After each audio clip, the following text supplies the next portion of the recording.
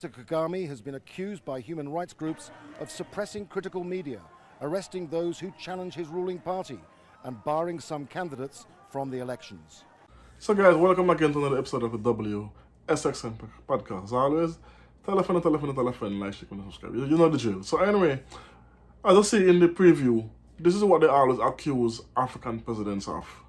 Human rights violation, dictators, and they don't treat the people right, and they're arresting people for because they try to always impose the Western democracy everywhere they go, and it doesn't work. Everywhere they notice it.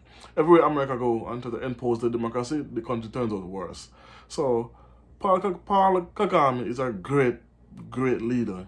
He turned his country around like drastically and improved the lives of every single citizen. But yet they're still attacking him as this dictator or this person who is jailing news reporter. Anyway, but take a listen to this interview and listen to how he basically set these people straight and tell them what Rwanda is about, how his democracy works, how he was voted as a president for the next 7 years again, and check out how disrespectful and how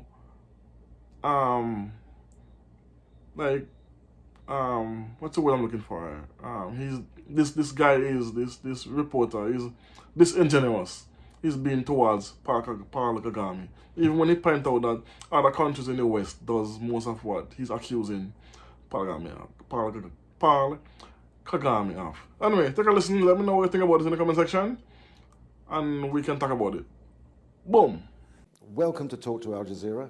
Thank you very much for joining us. Thank you. Now, you've just been elected for another 7-year term as president. What are your main priorities going to be?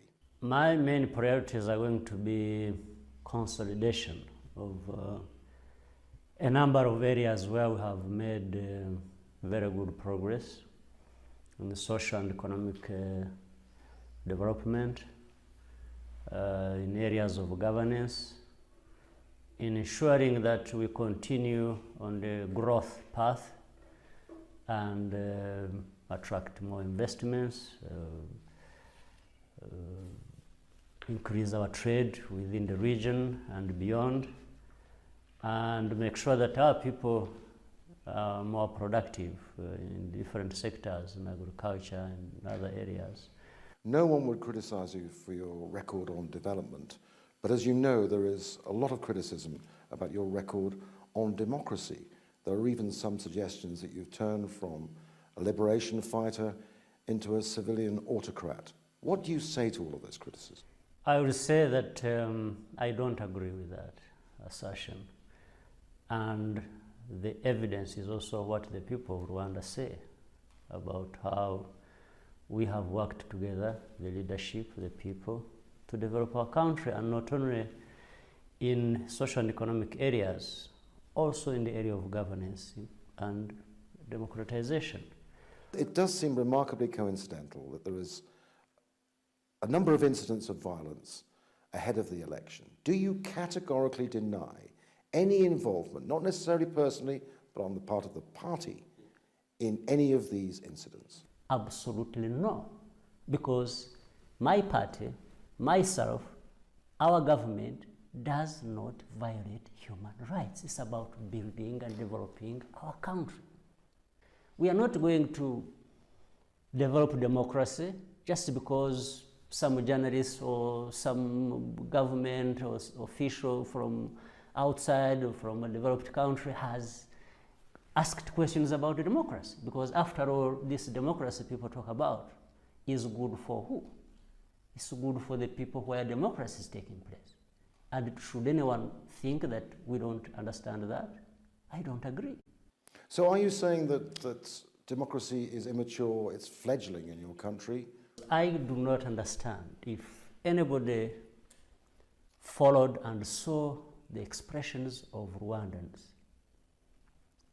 and how they came out freely to participate in the elections, to choose, and to define the path to their future. But that's the point. Many are saying, and I'm not just picking the word many up from anywhere, The Commonwealth is somewhat concerned. You recently joined the Commonwealth. They're slightly concerned about this rate of development in terms of democracy. The choice, aren't you stopping the electorate from getting a really free range of choice by your tactics, your hardline tactics?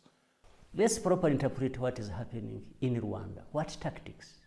We have allowed Rwandans to choose their leaders. We have devolution of powers in Rwanda. Decentralization policies here in Rwanda work better than anywhere else. I want you to tell me where it works better than that. That means we are giving power to the people to decide for themselves. But can you really be proud of this victory when you really had weak opposition that seemed to be very sympathetic towards the RPF anyway?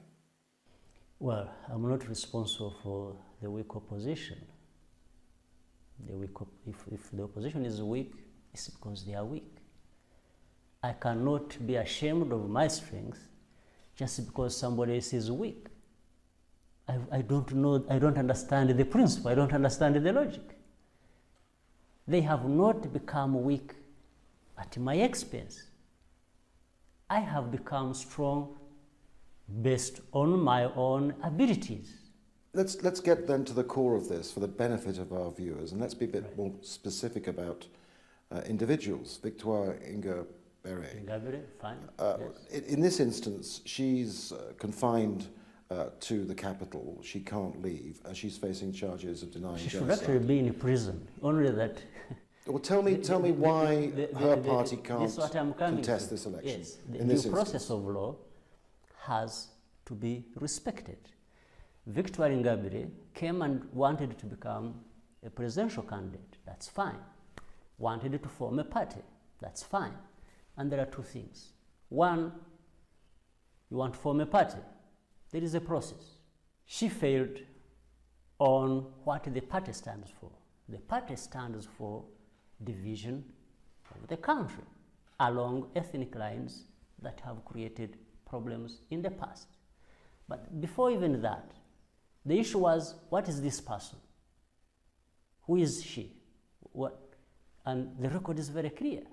This woman has been working with terrorists that have been based in the Congo, the FDLR. What about the Democratic Green Party then? Why was this party stopped from competing in the election? Again, it is their own fault for a party to be formed. One simple thing. People organize, you have to have at least 200 people supporting that party. They hold a general assembly. Then the notary will verify that, and the party, then the documents will be deposited with the local government that oversees this, and the matter will go to cabinet. And then the party will be formed. That's how parties have been formed, all of them, including the RPF. So you're saying they could have been formed if they'd followed the right They procedure? failed to do that. Now I'd like to deal now with the dark shadow that still hangs over Rwanda after 16 years, and that's the genocide. It's something that's taboo here in terms of discussion. Please describe to our viewers how it works that you have a law where you can face charges for displaying any ethnic differences. Yeah, let me start by saying I don't know of any country in this world where they take pride in singing, in praising divisions in a society, whether along tribal or ethnic or religious lines. I don't know of that. But some people think here it should be the case. Yet here is where we have lived a life that has taught us lessons that political divisions, ethnic division, and people playing politics with that has resulted into the loss of 1 million people we've lost here in Rwanda. We have the laws. We allow people, for example, and there's confusion here again. Sometimes people think we have even stopped people, saying, They may call themselves Hutus or Tutsis or Twas. No, it's not what we have said. We have said you cannot use what you are or what you want to call yourself to the detriment of the other who is different from you. This is what we have said. And we have a legitimate right to do that. And what do you say to those who accuse you of using the laws of genocide as a means of political manipulation in suppressing freedom of speech? I would only say to them that they are ignorant, absolutely ignorant. If not, they are insensitive. If not, they have bad intentions. Certainly, I don't doubt their intelligence. I don't doubt people's intelligence. I think people are intelligent and they understand. So I don't think they don't understand, but they have other issues to deal with. But they won't stop us moving forward and dealing with our issues the way we should deal with them and the best way we think we should deal with them. Now, economic development, you have a remarkable record in Rwanda, a tremendous turnaround. Can you sustain the sort of growth we've seen recently in your next term? Yes, we can sustain the growth because it is based on good policies. It is based on the understanding of these policies and involvement of people. So there is no reason why this will not continue. You've said, haven't you, that you want this country to become effectively like the Asian tiger, maybe an example, Singapore, a service industry, not reliant on iron ore or minerals because you have little resources here. Is that the case? Can you do that? That is the case, and we have found that it is feasible because of the investments we make in our people through education, provision of good health, and investment in the kinds of infrastructure that actually support the services, and using the human skills that we are developing, I don't see any limit to our continued progress. Now, what about foreign relations, in particular with the Democratic Republic of Congo? They're your neighbors, you are landlocked. How are things progressing now with President Kabila? Well, before I come to President Kabila, it is important. Regional integration helps us to resolve some of the issues related to being landlocked, and therefore in any case, we don't confine ourselves to the East African community. We also work with other neighbors quite well. Now, that brings in the picture Democratic Republic of Congo. We have made tremendous progress in building a good relationship, or even rather rebuilding it, because we have had a good relationship in the past, in the early years, after the change from Mobutu to a new era. So today we enjoy a good relationship between DRC and Rwanda. We have reopened embassies in the two capitals.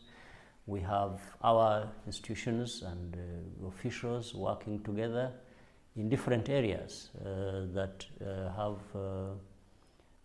given rise to stability and development. On that point of peace and security, the humanitarian crisis in eastern Congo is still colossal. The FDLR plays a part in that. You were involved in a joint operation early in 2009. Is there a need for a change in tactics? Well, I should say that this development in good relationships has certainly made it easy for the two countries to focus on how they can deal with this issue. And yes, but words are words. Where is the action? When are we going to see? Well, I think the action is reflected in the results, that the situation probably is not as bad today as it used to be 2 years ago, for example. But that doesn't mean that we are where we are, or the Congo is where it is supposed to be in terms of peace and security in that region, and therefore allowing people to go about their businesses in Eastern Congo. There's still a lot of work to do.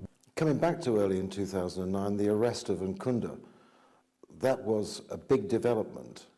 He's still here. He's under house arrest, effectively. When will he face justice? The big development wasn't the arrest of Nkunda. I think it was the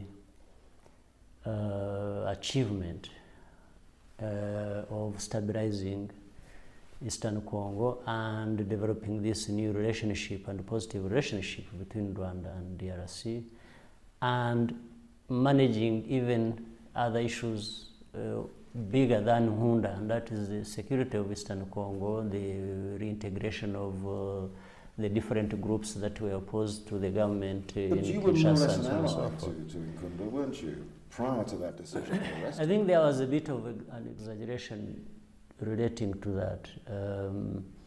I think there was more of imagination of what we could have been doing with Nkunda that was not happening, simply because of very historical matters where there are Congolese in Congo of Rwandese origin, and therefore relationships cut across. So what one is doing there is imagined to be associated in one way or originating from the other side. We don't want him to stay here forever or his case unresolved forever, and we are looking at legal issues, diplomatic issues, political issues related to that.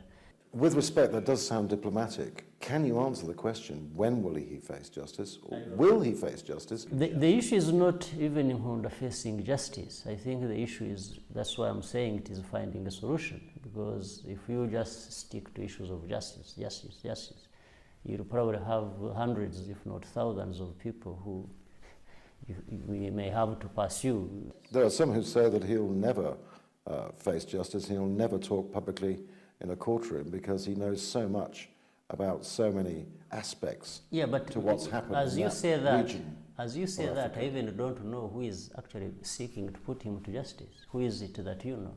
We have, for example, had no request from anybody that they want to put him to justice.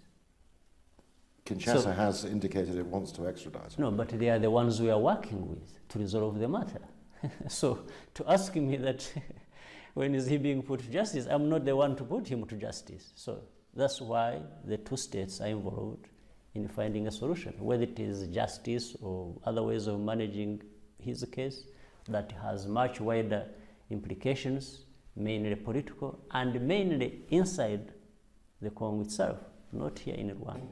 I'd like to move now, still with foreign relations, the diplomatic issue with South Africa right now, and General Fustan Kayambwa Nyamwasa. Now you're accusing him of being a criminal. He was a one-time ally of yours. What is happening here, and what is your viewpoint towards South African relations? There are two officers who are fugitives and who are... That's Patrick Karegeya as Patrick well. Karegeya and Nyamwasa. And the circumstances leading to their being in South Africa have been discussed extensively. They have been associated with activities that would destabilize our country. When they fled and went to South Africa, we've raised these issues with the South African government and brought to their attention all matters leading to their being where they are as fugitives, and we have sought through diplomatic channels with South Africa to have these people brought back and be tried. What is their motivation in wanting to bring your government down? As the words of one of them, they want to declare war on Rwanda. The only thing I know is they are running away from being held accountable. Do you think South Africa is acting responsibly in the way it's investigating the attempted murder of one of these officers? We're already engaging South Africans over this case. So the attempted murder case is one aspect of the much bigger case. Really, for me, I'm not even looking at the attempted murder case. I'm looking at the case of these two officials who we are told are supposed to be having an asylum status or pursuing that. I don't know the details yet. And yet they are using the South African territory to organize and continue carrying out activities aimed at destabilizing our country, and even arrogantly making these announcements from South Africa. And normally this would not happen in a situation of two friendly countries, and we are trying to therefore address this matter with South Africa. And we If this escalates, will you withdraw your ambassador from Pretoria? I don't think escalation is in anybody's interest. I'd like now to touch on the inner Paul Kagame at this time when you've got another 7-year term ahead of you. Now you have a military background, but in all honesty, would you describe yourself as the hard man of Rwanda, as you're portrayed, as the tough guy? So, I think I would describe myself first as a very honest Rwandan and committed Rwandan, to the point that whatever I do, first of all, I put first the trust and the confidence the people have in me to serve them. The second is that I don't do it as a machine. I'm also a person. I'm a human being. I have my understanding of issues that not only affect the people that I serve, that also affect me, even personally, at a personal level. So, for the way we have dealt with some of the issues, it's because that's the way they have to be dealt with. And I do not think, for example, we have had many victories in so many circumstances. The victory you earn through hardships probably is not the same victory you have when you have things the easy way. And finally, I'd like to ask you, you have 7 years ahead of you.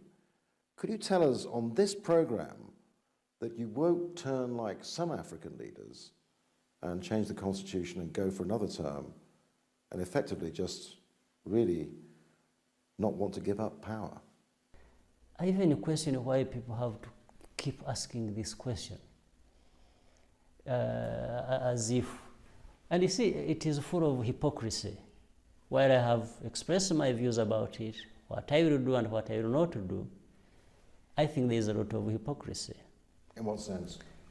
Except a few areas in the whole world, in developed countries. Some of those countries don't have term limits of their leaders, right? Maybe it is right because these are developed countries. Number two, we have even seen in European countries people changing their constitutions. I have my own issues why I would personally not want to tamper with the constitution. So you will stand down after 7 years? What does the constitution suggest? You see, I'm again coming to the point of saying, why do you expect me to be thinking about tampering with the constitution? Why does anybody doubt my intentions?